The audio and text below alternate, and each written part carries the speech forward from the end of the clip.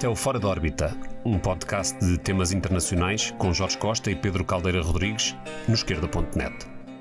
Neste episódio vamos falar novamente sobre os 6 primeiros meses de mandato de Donald Trump, mas agora na perspectiva interna dos Estados Unidos. A extrema-direita no poder vem agravando as desigualdades económicas, vem destruindo a estrutura do Estado, vem perseguindo e militarizando a repressão contra os imigrantes, mas não está sozinha. Há um movimento de resistência que cresce e vamos falar sobre ele também neste episódio, sobre como é que as pessoas respondem aos milhões na rua ao autoritarismo de Donald Trump. Pedro, no episódio anterior falávamos de que é a primeira vez que temos um neofascista à cabeça do governo mais poderoso do mundo e a realizar um genocídio. Estas 3 coisas que devemos ter sempre presentes quando de manhã ouvimos um noticiário da rádio ou lemos as notícias na internet. É neste mundo que estamos. Quando olhamos para isto e olhamos para o que se está a passar nos Estados Unidos, este neofascismo tem muitas continuidades, muitas diferenças com o fascismo histórico, com o fascismo dos anos 30. É verdade que este também corrói as liberdades, corrói o funcionamento do Estado liberal, do Estado democrático, e que também tem no centro do seu discurso uma ideia racista, uma ideia nacionalista e de masculinidade que vem sempre permeando as expressões do autoritarismo de direita ao longo do tempo. Mas também há diferenças. Por exemplo, nestas novas expressões do neofascismo, seja nos Estados Unidos, seja na Europa, o peso e a importância que tem a violência organizada, a violência paramilitar, o peso das milícias, é completamente diferente. Esse aspecto é bastante secundário neste novo fascismo, e ele não tem, ao contrário do fascismo histórico, uma pretensão socialista, uma pretensão minimamente igualitária. Hoje é uma proposta inteiramente ultraliberal, que procura privatizar tudo o que não está privatizado, perseguir as organizações sindicais e a organização dos trabalhadores e, portanto, a ideia de que há um bem-estar social que faz parte das preocupações deste poder não está presente, ao contrário de antigamente, na proposta política. E depois, o inimigo não são outros nacionalismos concorrentes, mas sim o imigrante. O imigrante cumpre esse papel essencial da mobilização da violência e da mobilização das políticas. É o fator explicativo de toda a injustiça da sociedade, o culpado da injustiça, da falta de casa, da falta de serviços públicos, da falta de emprego, seja do que for, são os imigrantes que, no fim de contas, são aqueles que vêm fugindo da aplicação das políticas liberais nos países subdesenvolvidos, seja as políticas da guerra, sejam as políticas do Fundo Monetário Internacional, que condenaram tantos países ao subdesenvolvimento. O traço comum destes novos fascismos é que, perante o caos efetivamente existente, que é o caos climático que ameaça a humanidade e que produz todos os meses milhares de mortes pelos 5 continentes, esse caos climático, é negado e toda a extrema-direita está do lado do problema e não quer pensar em qualquer resposta climática. Há uma outra diferença grande, é que nos anos 30 a resposta ao fascismo era dada por um movimento operário potente, forte, organizado, com partidos de esquerda muito massivos, e hoje também a esquerda tem menos influência social, está mais acantonada, e esse processo ainda não parou de se acentuar nos últimos 30 anos. Então devemos olhar para essas dificuldades, perceber o que é que elas nos ensinam, e no caso dos Estados Unidos há sinais de esperança, e depois na parte final do programa iremos a eles. Mas talvez um pouco para trás, esta extrema-direita que hoje governa os Estados Unidos, o que é que tu vês de continuidades do seu percurso histórico nestes primeiros 6 meses do mandato? Bom, em relação a isso eu tirei aqui algumas notas, porque acho que é importante divulgá-las ou recordá-las. E há uma escritora canadiana, todos nós conhecemos provavelmente, a Naomi Klein, que tem seguido com muita atenção a evolução política nos Estados Unidos das últimas décadas e sobretudo com Trump. O seu último livro de 2023, A Trip into the Mirror World, é um livro muito importante nesta perspectiva. Ela fala de uma sociedade norte-americana cada vez mais fraturada, uma polarização onde a máquina mediática e política fomenta e continua a fomentar uma profunda divisão na sociedade americana. Aliás, até se falava na iminência de uma guerra civil, ou de uma pré-guerra civil, lembramos disso, não é? Nos Estados Unidos. Portanto, uma profunda transformação do sistema político norte-americano e uma espécie de divisão racial entre democratas e republicanos. Portanto, neste contexto, os mídia vão assumir uma função fundamental. Na década de 80 começam a assumir claras opções ideológicas.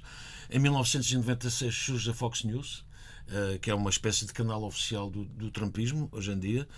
Há uma segmentação política da paisagem mediática e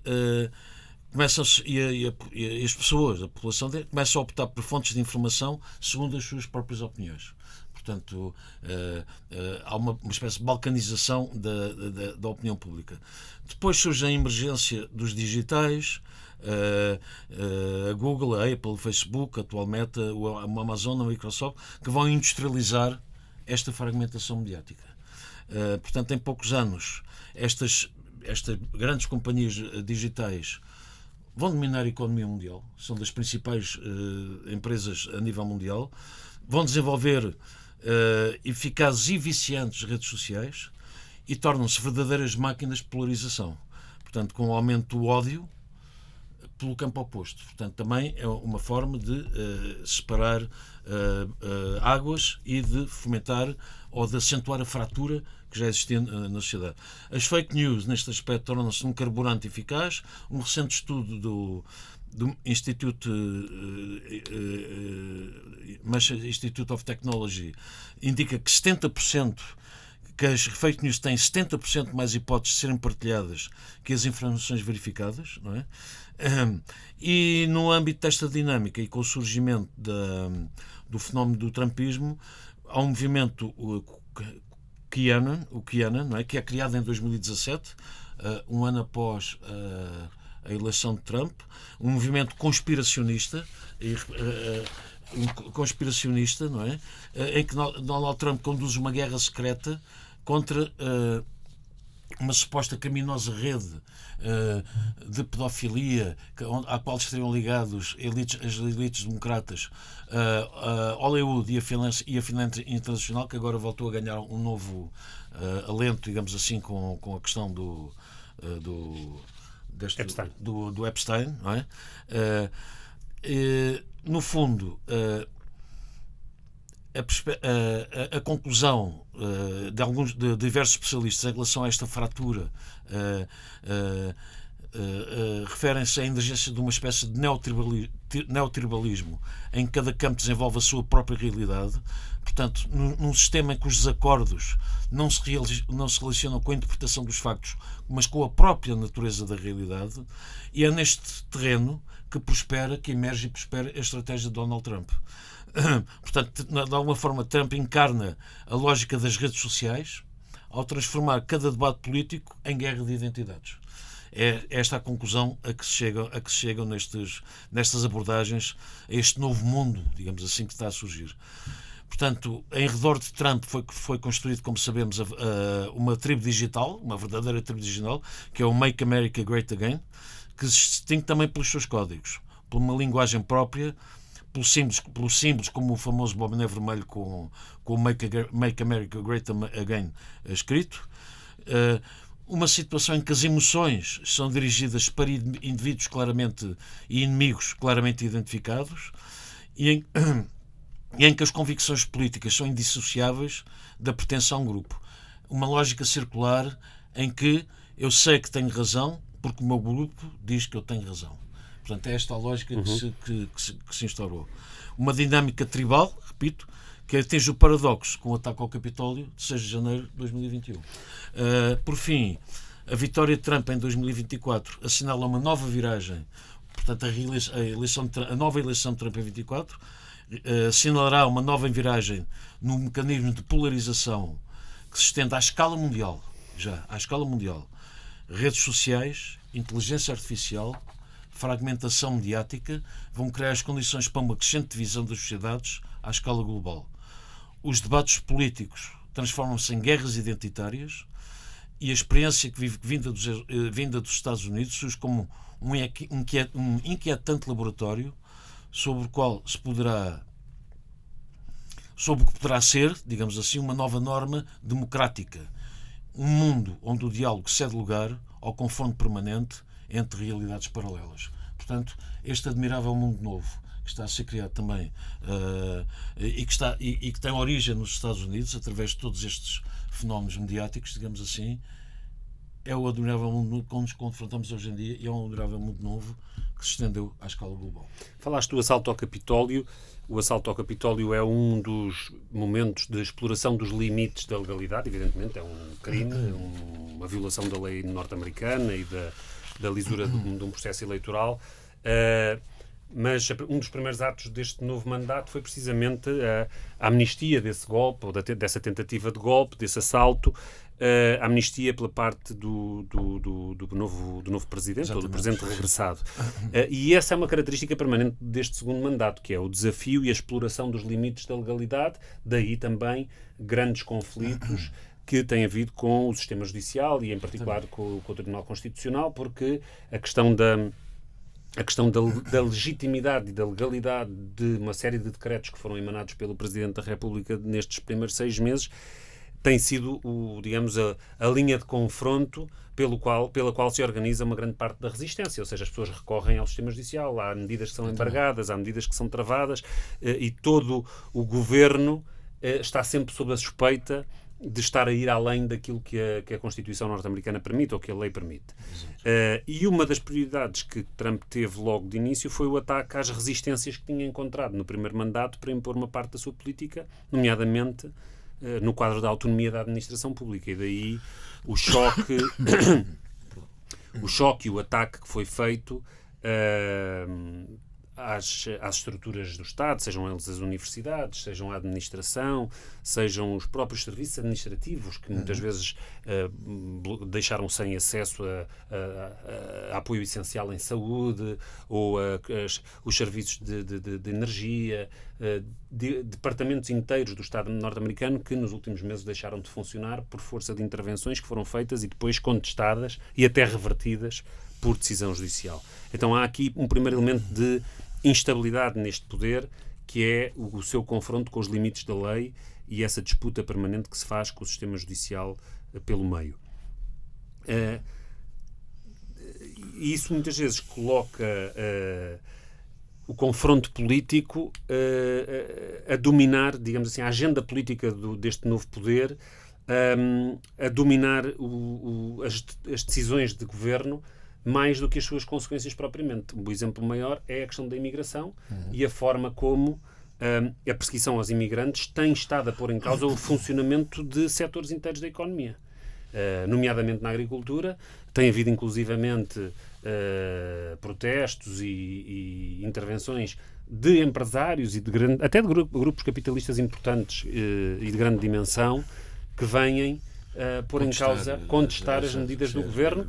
Precisam de mão de obra. Porque precisam desesperadamente de mão de obra. E, portanto, essa lógica da necessidade... Isso acontece cá também, não é? Que também acontece cá, mas a necessidade política de mobilizar a opinião pública, de radicalizar o confronto político, de fazer a perseguição aos imigrantes para os poder transformar na figura no culpado da crise, essa necessidade sobrepõe-se aos próprios interesses de uma parte do capital, e acho que vamos ver em breve cá em Portugal também coisas semelhantes a acontecer. Como aconteceu em Múrcia. Como acontece em Múrcia e como acontecerá em Portugal se as medidas do governo forem para a frente numa série de setores onde há necessidades de mão de obra que não são supridas de outro modo. Mas é interessante ver que esse conflito já está muito à vista, ou seja, uma parte da elite norte-americana a virar-se contra a própria estas medidas do poder. Há um segundo aspecto que eu acho que é muito importante, que é as consequências que tem para a própria base eleitoral do Trump e para aquela base mais desestruturada que procurou no Trump uma forma de protesto contra as políticas neoliberais de abandono e de degradação e de empobrecimento. Há uma parte dessa base social que se está já a confrontar com a grande lei que foi anunciada pelo Trump, que é esta Big Beautiful Bill, a lindíssima e enorme lei do governo Trump, que foi lançada em junho. E 4 que tem, de julho, precisamente. Exatamente. no dia da da independência, independência. e que tem consequências desastrosas para a parte de baixo da pirâmide social, não é? Exatamente. Exatamente. Queres avançar sobre esse tópico? Bem, eu creio que esta lei baseia-se naquele mito que, aliás, foi muito propagado por Friedrich Hayek, não é? Creio que é um dos discípulos desta corrente, em que o mercado livre, sem intervenção do Estado, é indissociável da liberdade no seu sentido mais amplo, não é? Portanto, menos Estado, cada vez menos Estado, e mercado livre sem qualquer controle, não é? E acho que esta lei é um pouco a exemplificação disso. Antes, ainda no início do século, o Anatole France, que era um escritor francês, dizia que a lei, referindo-se às leis no sentido genérico, a lei, numa forte demonstração de igualdade, proíbe aos ricos como aos pobres dormir sob as pontes, mendigar nas ruas e roubar pão. Portanto, no fundo, uma lei pode ser encarada como uma lei universal, mas na prática nunca funciona assim. E esta BBB, esta Big Beautiful Bill Act, é um exemplo disso. Eu tenho aqui alguns dados. Por exemplo, em 2022, 20% da população dos Estados Unidos garantiu um rendimento médio anual de cerca de $16.000, sem impostos, contra $500.000 para os 5% mais ricos. 4 em cada 10 adultos têm dívidas relativas a cuidados médicos, incluindo dentistas, em particular os negros, os hispânicos e, sobretudo, as mulheres. Em termos de classe dominante, 76% dos milionários são brancos, com 67% de homens. 2/3 consideram que os direitos e liberdades recuaram nos últimos 10 anos e que se vão agravar com a designada BBB. E o discurso livre, o free speech, a liberdade de informar, de polemizar e de divulgar, está em risco. Portanto, isto são as percepções que uma parte da população americana tem, não é? Depois há o problema das armas, que é outro grande. Houve um estudo recente que diz que 81 milhões de americanos possuem 400 milhões de armas nos Estados Unidos. Portanto, num país com cerca de 330 milhões de habitantes, há mais armas a circular do que habitantes. O que é absolutamente impossível. E sabemos que o lobby das armas é um lobby poderosíssimo nos Estados Unidos. Portanto, e nesta Golden Age, como Trump gosta de chamar esta nova fase da América, verifica-se uma viragem na concentração de poderes do Presidente, limites do direito de voto, o corte brutal, como tu referiste, no Medicaid, 11,8 milhões de pessoas vão ficar sem apoio na saúde, segundo esta lei. Este corte também afeta sobretudo 35% dos afro-americanos, 31% dos hispânicos, 17% dos asiáticos, 40% dos americanos índios, dos ameríndios e do Alasca, e 26% de outras raças e etnias, e apenas 16% dos americanos brancos. Por seu turno, os cortes verificam-se também, e prevêem-se também cortes nos cupons da comida, as famosas food stamps, que auxiliam 3,2 milhões de norte-americanos. Para votar, vai ser obrigatório fazer prova do nome que se tem, ou seja, um documento válido com fotografia, e calcula-se que 34,5 milhões de norte-americanos adultos não têm um documento válido para votar. Portanto, isto são tudo medidas que estão a ser previstas nesta BBB e que vão originar uma profunda convulsão social, ou alteração social.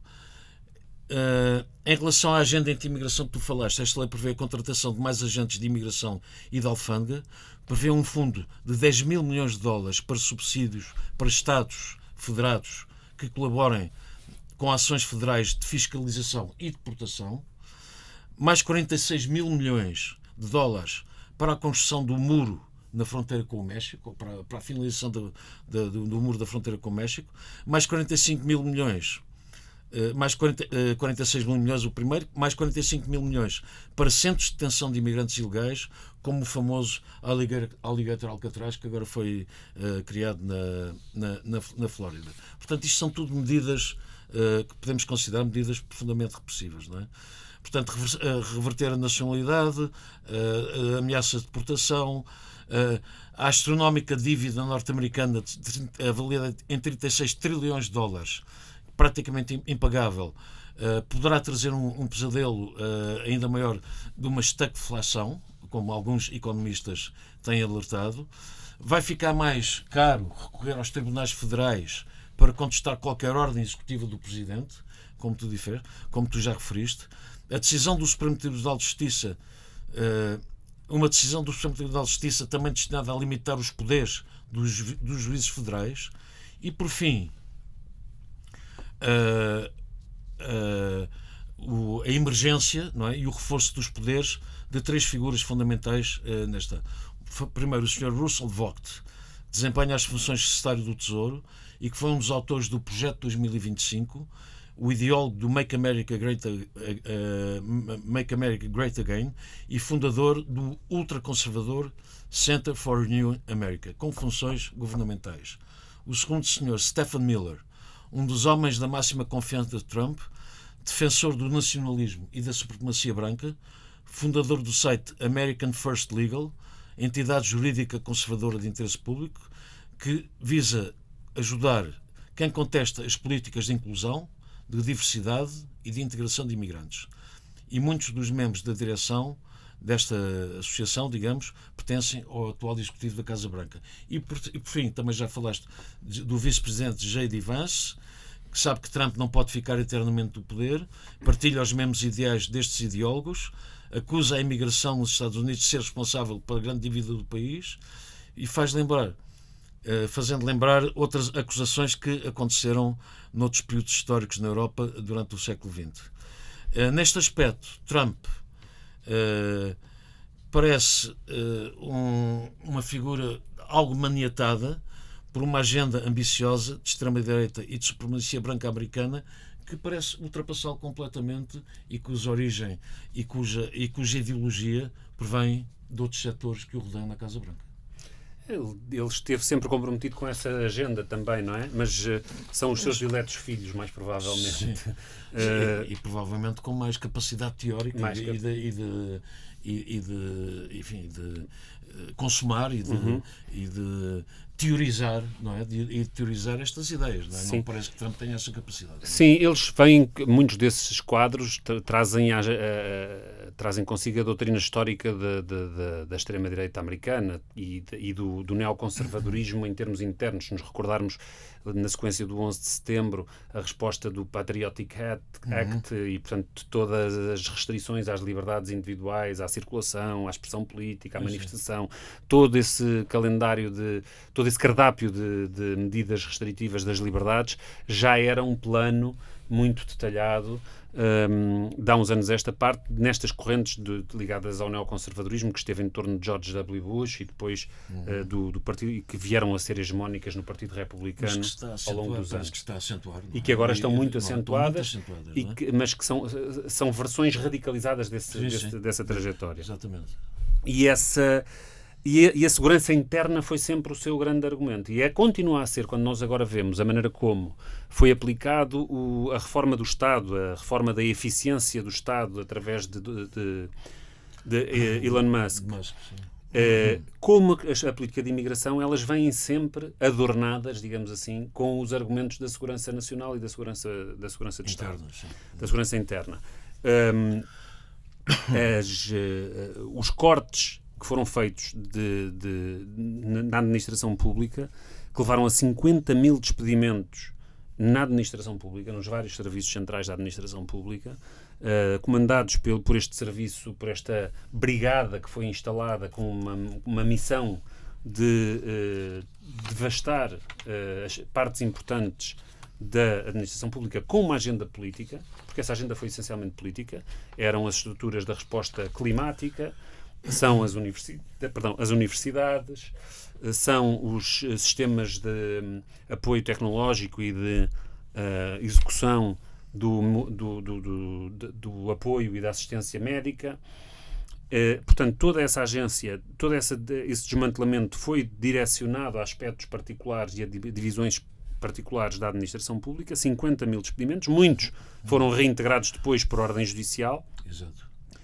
Mas o facto é que, segundo os cálculos que têm vindo a público, são cortes que são custos para o Estado norte-americano na ordem dos 135 mil milhões, quando se contam as indenizações aos funcionários despedidos, os custos com a sua recontratação, quando é caso disso, e as quebras de produtividade que resultam do desmantelamento. Porque grande parte destes serviços acabam por ter que ser compensados por contratações a privados, por prestadores de serviços privados, porque eles são serviços essenciais e que rapidamente se percebe que não podem ser dispensados, e depois de estarem desmantelados, isso significa custo adicional.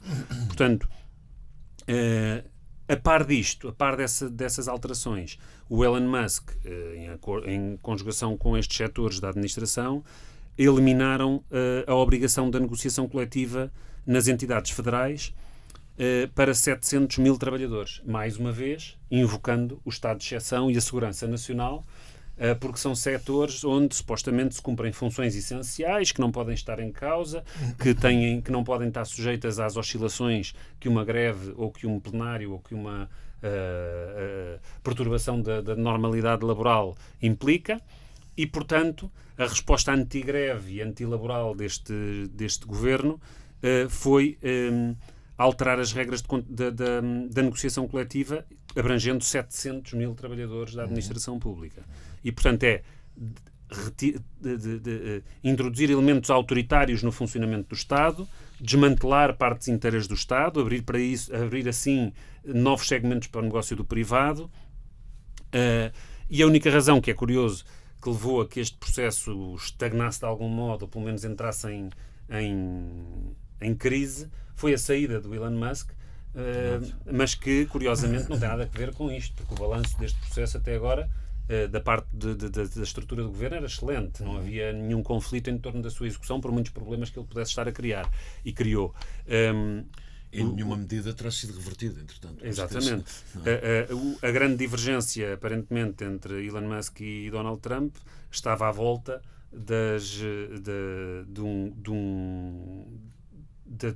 dos cortes na despesa pública não terem ido tão longe como o Elon Musk desejava, e a borda fiscal aos mais ricos não ser tão grande como teria sido prometido. E, portanto, esse foi isso, e provavelmente um choque de egos bastante insuflados, pode ter sido o que esteve na origem da saída do Elon Musk do governo antes de ter cumprido os 130 dias de mandato que tinha para executar estas malfeitorias.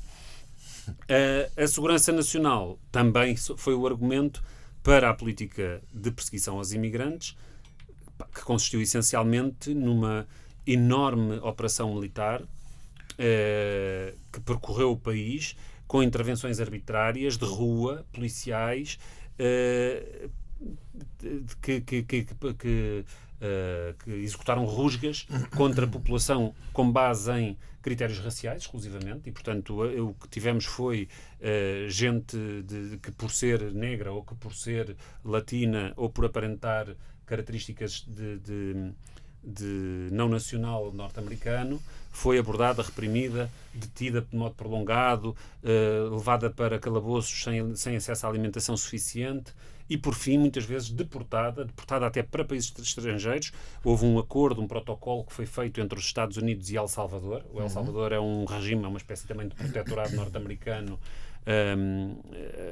que tem um governo fantoche pró-Trump, e que veio a servir para ser uma espécie de novo Guantánamo da política de imigração de Donald Trump.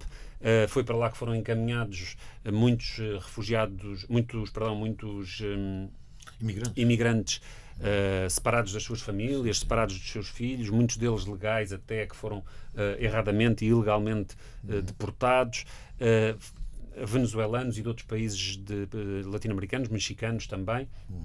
E, portanto, há aqui uma espécie de guerra civil não declarada, ou declarada na realidade, contra uma parte da população, que é a população migrante, a população hispânica, que vem sendo acusada de estar a abusar do acolhimento dos Estados Unidos. Ora, se há um retrato do que possa ser uma política anti-americana, no sentido de profundamente contraditória com a natureza dos Estados Unidos como um país que foi sempre um país de grande imigração, aberto a essa imigração, com regras especialmente favoráveis para o acolhimento dessas populações. É esta a política de Donald Trump. Ela teve resistências grandes, inclusivamente da parte de alguns dos responsáveis políticos de Estados onde estas intervenções foram feitas. O governador da Califórnia e a presidente da Câmara de Los Angeles, por exemplo, pronunciaram-se diretamente contra estas operações que estavam a ser feitas. Mas há uma função, como foi dito de início, há uma função ideológica deste processo, que é o de constituir uma militarização das relações sociais nos Estados Unidos, banalizar o recurso ao exército para impor a ordem pública e, portanto, trivializar o estado de exceção. E assim como tínhamos no episódio anterior falado acerca do papel que tem a corrida aos armamentos e a pressão para o aumento do gasto militar como um dos elementos essenciais para impor um estado de exceção permanente na ordem internacional e, portanto, favorecer o autoritarismo como regra, aqui também a questão da imigração e da perseguição aos imigrantes tem a mesma função, que é uma função disciplinadora do conjunto da sociedade. Portanto, há essa dinâmica que tem como símbolo maior a perseguição aos ativistas pró-palestinianos, que é a regra imposta por Donald Trump de deportação dos estudantes legais com bolsa, com licença para estudar, matriculados nas instituições de ensino norte-americanas que participaram nos movimentos de solidariedade com a Palestina. Esses estudantes estrangeiros são objeto de expulsão imediata. Houve vários que foram expulsos com essa alegação. E, portanto, há aqui claramente uma mobilização política, com uma agenda autoritária, militarizada, da repressão à boleia da agenda pró-israelita e anti-imigrante. Exatamente. Pois, talvez seja conveniente então neste âmbito falar continuando com a famosa BBB, falar do que é que está previsto para o orçamento da defesa e para o novo armamento dos Estados Unidos. Os Estados Unidos durante muito tempo tiveram uma lógica isolacionista, não é? Sobretudo a partir de meados do século XIX, com a doutrina Monroe. Nós ocupamos o nosso quintal das Américas e vocês, europeus, ocupem-se do vosso quintal na Europa e depois na Ásia. Por exemplo, o Congresso de Berlim 1878, que referimos aqui quando falamos da Sérvia, os Estados Unidos não têm qualquer intervenção. É quando a Rússia, a monarquia do Austro-Húngara, a Alemanha reunificada, decidem legitimar uma série de Estados-nações atendendo ao recuo do Império Otomano, não é? Os Estados Unidos não interviram, eles começam por intervir, como sabemos, na Primeira Guerra Mundial, e vão se tornando aquilo que alguns autores decidem chamar como uma espécie de imperialismo da virtude, que é assim que os norte-americanos gostam de se identificar, em oposição ao imperialismo da maldade, aos impérios da maldade. Eles consideram-se o imperialismo da virtude e todas as suas intervenções são virtuosas, de alguma forma, não é? Sabemos que não é bem assim, mas isto está consubstanciado, essa nova forma de intervencionismo à escala global está de alguma forma expressa no novo orçamento para a defesa, em que pela primeira vez na história dos Estados Unidos o orçamento para a defesa vai ultrapassar os 999 mil milhões de dólares. Creio que se irá tornar, então, vai ultrapassar o bilhão de dólares norte-americanos, o que é uma quantia absolutamente esmagadora e que provavelmente continuará a ser 2 ou 3 vezes o orçamento do segundo país do mundo que gasta mais em orçamentos militares, que é a China. Os Estados Unidos há muito tempo que desenvolvem um projeto chamado Golden Dome e é um projeto que o Trump quer retomar, destinado a proteger os Estados Unidos de ataques nucleares. nos últimos 60 anos gastaram mais de os Estados Unidos gastaram mais de 350 mil milhões de dólares em esforços para desenvolver uma defesa contra mísseis balísticos, não é? Mas não está demonstrado que isto seja eficaz. É também uma fatia deste orçamento para a defesa está prevista para este setor. A BBB, a Big Beautiful Bill, também prevê milhares de milhões de dólares para navios de guerra, para artilharia, para munições sofisticadas e para a construção de uma nova geração de aviões de guerra que o Trump já anunciou, os famosos F-74. As verbas também serão dirigidas para alguns destacados membros do Congresso que têm posições importantes em diversos Estados federados e que poderão beneficiar politicamente destas decisões. Em oposição, a BBB prevê cortes nos subsídios para os veteranos de guerra, em particular para as centenas de milhares que sofrem de problemas físicos e psíquicos na sequência das invasões do Afeganistão e do Iraque. Portanto, prevêem-se cortes para estes veteranos e, como tu disseste, vai ter um impacto negativo no meio da população.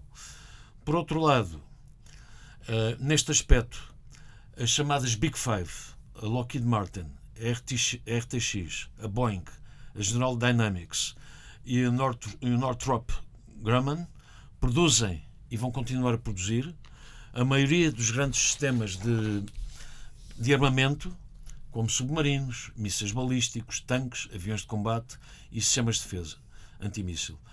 Mas estão a sentir, digamos assim, a concorrência de diversas empresas tecnológicas emergentes, como a Palantir, a Anduril e a SpaceX de Musk, que já têm contratos com a administração para veículos não pilotados, drones, sistemas de comunicações avançados e sistemas antidrones. Portanto, de acordo com alguns analistas que analisaram este novo orçamento do norte-americano, prevê-se uma acesa disputa entre as Big Fives e estas novas empresas emergentes para a obtenção da maior fatia do orçamento, não é? Que ainda não está propriamente decidido, não é? Por outro lado, um dos responsáveis da Palantir, desta empresa das novas tecnologias, o senhor chamado Alex Karp, escreveu recentemente um livro intitulado The Technological Republic, Hard Power, Soft Belief and the Future of the West, e o futuro do Oeste, que sugere um novo e moderno projeto de Manhattan, um projeto que sabemos que o projeto de Manhattan foi um projeto que deu origem à bomba nuclear norte-americana, para o desenvolvimento de aplicações militares através de inteligência artificial. Portanto, já estamos neste campo. Assim, estes tecno-otimistas, não é, destas empresas fundamentalmente sediadas em Silicon Valley, parecem obcecados, todos eles, na preparação de uma guerra com a China, segundo eles dizem, e que, segundo um deles, chamado Palm Luckey, que tem 32 anos e é fundador da empresa de tecnologia militar Anduril, diz que acontecerá esta guerra com a China, já a perspectiva, para 2027. Portanto, este grupo está a investir muito tempo e muito dinheiro na tentativa de influenciar, ou este lobby, se quisermos, de influenciar a futura política externa e militar dos Estados Unidos. Portanto, o confronto entre as Big Five e os chamados tech leaders poderá ter graves consequências no futuro da economia e da política externa norte-americana, ainda de acordo com os especialistas, para além de importantes montantes disponibilizados para o orçamento do país.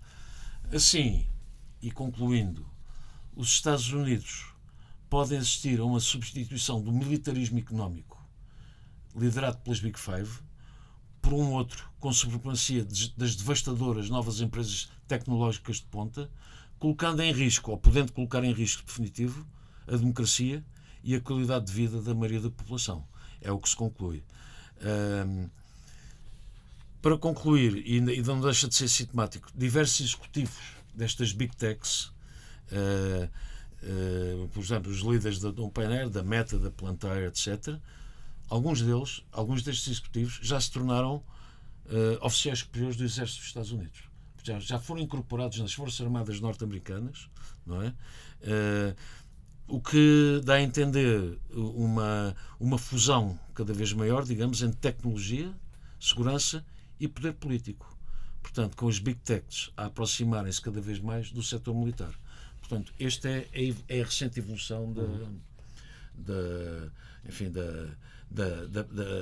do projeto armamentista, digamos assim, de defesa dos Estados Unidos, que este BBB, que este novo orçamento prevê e quer consumar. São novas dinâmicas dentro do complexo militar industrial, que sempre foi muito poderoso e muito influente no poder político nos Estados Unidos, tanto com governos republicanos como com governos democratas. Mas está a ganhar novas dimensões. Está a ganhar novas dimensões, sobretudo graças à entrada destes setores que tu mencionaste, tanto aqueles que são diretamente ligados à extrema-direita, é o caso da Palantir, das empresas das novas tecnologias, das inteligências artificiais, dos drones, dos elementos não pilotados, etc. Mas também as outras que vêm do tempo que vêm do complexo militar industrial tradicional. E as tecnológicas e as redes sociais, é bom lembrar, Mark Zuckerberg, Elon Musk e outros eram apoiantes e financiadores dos democratas até há muito pouco tempo. Eles apoiaram o Biden e apoiaram candidaturas de democratas. Deve haver aqui decisões que podem ser transversais. São decisões e, portanto, esses elementos... Às quais os democratas, provavelmente, não só porão. O que não quer dizer que eles não se empenhem, estão empenhados neste momento, na agenda da extrema-direita e em promovê-la pelos seus meios. O que quer dizer com isto é que, e para chegar ao ponto seguinte da nossa conversa, que são as resistências que têm emergido a esta política ao longo dos 6 meses, é que a resistência democrática a esta política, do Partido Democrata a esta política, é praticamente nenhuma. O Partido Democrata está basicamente desaparecido em combate na fase presente. E agora com o Musk anunciar um novo partido, mas provavelmente isso não vai... Sim, mas exatamente, o Musk tem um projeto pessoal, faz parte da sua idiosincrasia, mas o Partido Democrata, depois da derrota de Kamala Harris, o progressismo neoliberal, para definir um pouco qual é a linha política do Partido Democrata norte-americano hoje em dia, não é uma oposição capaz de enfrentar a emergência do neofascismo nos Estados Unidos. E desapareceu do figurino, até porque em grande parte é parte integrante destas dinâmicas. Se nós olharmos para o que aconteceu no genocídio da Palestina debaixo da presidência de Biden, mesmo agora com o ataque ao Irão, as reações dominantes no campo democrata eram: o Irão é uma ameaça nuclear, é preciso aniquilar essa ameaça nuclear. Não houve propriamente uma crítica. Aliás, até se diz que no tempo de Obama foram expulsos mais imigrantes dos Estados Unidos do que agora. Mas com menos barulho, não é? Mas com menos barulho, com menos visibilidade. Com menos barulho. Sim, e, portanto, há aqui uma agenda política que é muito mais afirmativa e que instrumentaliza e manipula essas dinâmicas, onde os democratas também as executavam e também as executavam de forma muito violenta, tanto no plano interno como no plano externo. É interessante verificar, eu há pouco não mencionei isso quando falei da perseguição aos imigrantes, mas acho que é um elemento muito importante, que um dos principais focos de resposta política e social, de mobilização popular contra Trump, veio precisamente destas comunidades especialmente vulneráveis e especialmente atacadas pelo governo, que são os imigrantes. E, portanto, as comunidades de origem mexicana, de origem latina em geral, mobilizaram-se em massa, em enormes manifestações populares que tiveram o apoio da esquerda, e que se tornaram num dos elementos mais importantes da resistência à política do Trump nos últimos tempos. Os outros não foram as únicas mobilizações. Acho que vale a pena mencionar também a iniciativa que decorreu no dia 14 de junho, quando se celebrou os 250 anos do exército norte-americano e, coincidentemente, o aniversário do presidente Donald Trump, e que foi utilizada pelo Trump para fazer uma grande manifestação de apoio. Sim. Portanto, ele quis instrumentalizar e aproveitar o aniversário do exército para fazer uma manifestação a seu favor. No dia 14 de junho. De junho, exatamente. E houve uma contra-manifestação, vamos dizer, cívica, cidadã, que se chamou o dia No King's Day, o dia contra os reis. Não, um dia sem reis. A América é uma república. E essa mobilização teve 4 a 6 milhões de participantes em todas as cidades dos Estados Unidos. Aliás, não só nos Estados Unidos, houve em Lisboa também uma pequena concentração de norte-americanos a propósito deste dia. Isto mostra que há uma dinâmica auto-organizada, muito alheia ao Partido Democrata, que o Partido Democrata não só não promove, como não hegemoniza politicamente, mas que se está a formar e que borbulha na sociedade norte-americana de maneira muito transversal. A par destas mobilizações, que foram muito humilhantes para o Trump, porque ocorreram exatamente no dia do aniversário dele, em que ele estava a tentar que fosse um dia de afirmação de força e de glória, as grandes manifestações não foram para ele, foram contra ele. A par disto, tem acontecido um conjunto de iniciativas que se chama a turnê de combate à oligarquia, que foi promovida pelo Bernie Sanders com o Alexandre Ocasio-Cortez. O Bernie Sanders é, como se sabe, um senador do Vermont que é independente, foi eleito nas listas do Partido Democrata. A Alexandre Ocasio-Cortez é uma senadora democrata, congressista, aliás, democrata, congressista ou senadora, agora não tenho presente, do Partido Democrático. Quem é que é congressista? É congressista. Do Partido Democrático, mas à esquerda, crítica, e que se tem associado ao Bernie Sanders ao longo do seu percurso político. E eles, os dois, têm protagonizado grandes comícios por todo o território dos Estados Unidos, alguns deles juntando dezenas de milhares de pessoas e atacando precisamente o plano de Donald Trump como um plano da oligarquia, dos bilionários, para alterar a sociedade norte-americana, para mudar o regime político e para recusar responder aos problemas sociais e ao problema climático a favor de uma agenda de concentração da riqueza. Essa dinâmica que vem à esquerda do Partido Democrático e à margem do Partido Democrático tem tido uma influência enorme. E este ciclo de mobilizações pode criar abrir o espaço para uma alternativa positiva que junte as classes populares em rebeldia contra as medidas neoliberais, mas em torno de um programa real que não seja apenas tudo menos o Trump, não é? Esse tem sido, os democratas têm afirmado a sua política nessa base, fazemos tudo como os republicanos, mas não queremos o Trump, mas recusamos o Trump. E essa política do centro nos Estados Unidos não tem, só tem reforçado na realidade o campo da extrema-direita. Ora, esta esquerda vem afirmando um discurso alternativo, vem afirmando uma mobilização. Mas a esquerda que está no Partido Democrata ainda, não é? Ou está... colabora no Partido Democrata, porque o sistema eleitoral norte-americano bipartidário é muito difícil. É muito difícil. Agora, um terceiro partido nos Estados Unidos. A grande novidade dos últimos tempos, que está presente, que a esquerda mundial celebrou e que acompanha com um entusiasmo enorme, é a do candidato democrata, escolhido nas primárias de Nova Iorque, do Partido Democrata,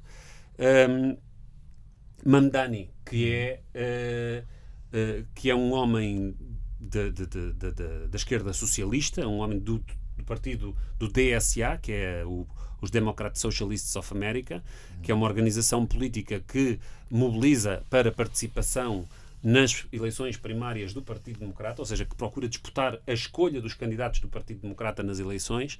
Esse partido é um partido à esquerda, é um partido que já existe desde 1982, que juntou correntes socialistas diferentes ao longo do tempo nos Estados Unidos, sobretudo social-democratas de esquerda, vamos dizer assim, mas que se distanciou a partir de 2017 da Internacional Socialista, a partir da avaliação, que também foi feita na Europa por vários dirigentes dessa corrente.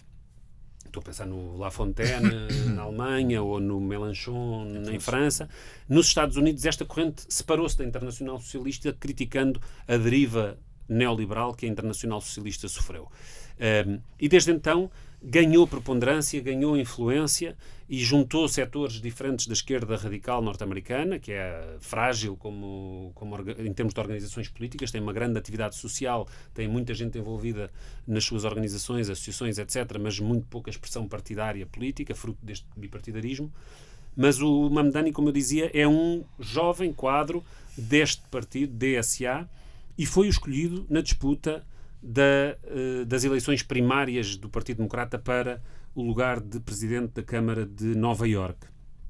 É um muçulmano de origem indiana e fez uma campanha muito inspiradora com 50 mil voluntários que participaram e que venceram o adversário que tinha o apoio do Bill Clinton, do antigo presidente da Câmara de Nova Iorque, Michael Bloomberg, ou seja, a elite económica. Ele teve uma campanha milionária de 24 milhões de dólares. O Mamdani, com muitíssimo menos recursos, derrotou-o através de uma mobilização pela esquerda, que assumiu a disputa e a representação das populações imigrantes, declarou que o seu projeto é fazer de Nova Iorque uma cidade-santuário para os imigrantes, que confronte Donald Trump e as políticas de perseguição do Estado Central. É de origem africana, não é? Tem ugandesa, não é? Este candidato não. Mas eu penso que a família dele originalmente é indiana. É indiana, pronto, mas está bem. Mas de qualquer forma vem fora dos Estados Unidos. Vem de fora. Ele nasceu fora dos Estados Unidos. Nasceu fora dos Estados Unidos. E entrou nos Estados Unidos como imigrante. Exatamente. E o Trump já ameaçou expulsá-lo, não é? Exatamente, já está sob ameaça de expulsão. Portanto, ele veio com esse legado político muito assumido, sem tibiezas, e enfrentando a questão securitária, defendendo políticas de segurança pública baseadas em técnicos comunitários, psicólogos, com menos apelo ao policiamento e mais apelo à resolução das questões sociais. Juntou população trabalhadora, tanto dos escritórios como das fábricas, mas também muita juventude. E essa campanha porta a porta, que foi muito mais importante do que aqueles patrocínios milionários para se pagar tempo de publicidade televisiva, que é a base das campanhas eleitorais nos Estados Unidos. Ele, em vez disso, apostou nessa campanha porta a porta. É uma campanha militante, digamos. Muito militante, muito concentrada nas áreas geográficas onde a população está mais crítica e mais afastada da política do Trump, sem tibiezas no confronto com o discurso anti-imigrante. Ele conseguiu ser o mais votado e está hoje a travar esta batalha exatamente no ponto crítico, que é da agressividade contra a imigração. Essa cultura de violência que vem da extrema-direita a nível internacional e que o Donald Trump interpreta a partir do poder de Estado nos Estados Unidos é a linha de fronteira da disputa. E o Mamdani consegue, com um programa de esquerda focado nos temas da habitação, focado nos temas do acesso a transporte público, focado na inclusão e no apoio aos mais pobres, no acesso a direitos essenciais, na saúde, na educação, ele consegue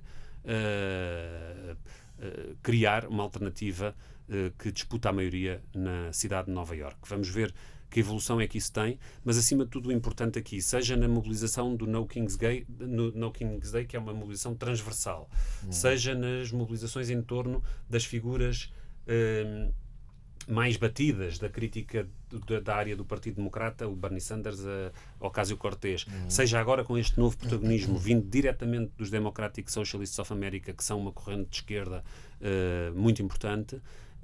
Há um campo que se está a erguer na resistência ao Donald Trump. E ele tem uma base popular de massas nas comunidades imigrantes que se mobilizam contra a repressão organizada.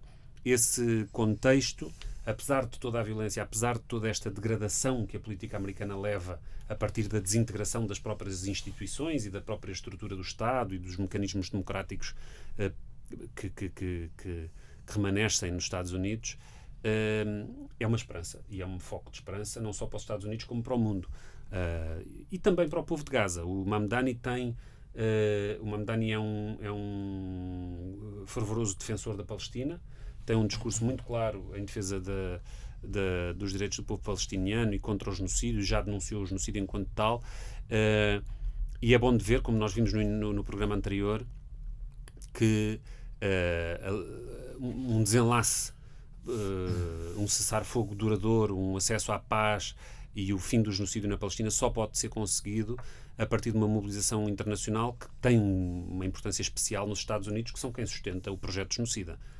Não haveria genocídio na Palestina sem o apoio dos Estados Unidos e, portanto, o genocídio dificilmente terminará na sua forma atual, se não houver nos Estados Unidos um movimento que derrota esta política. E o Mamdani, e esse compromisso é muito importante da parte dele, e portanto há aqui um foco de esperança nesta candidatura e nesta disputa eleitoral na cidade de Nova Iorque. E penso que por hoje vamos ficando por aqui. O programa já vai longo. Com algum sinal de esperança. Com algum sinal de esperança e com uma interrupção para férias. Voltaremos em setembro. Muito bem. Boas férias para quem estiver.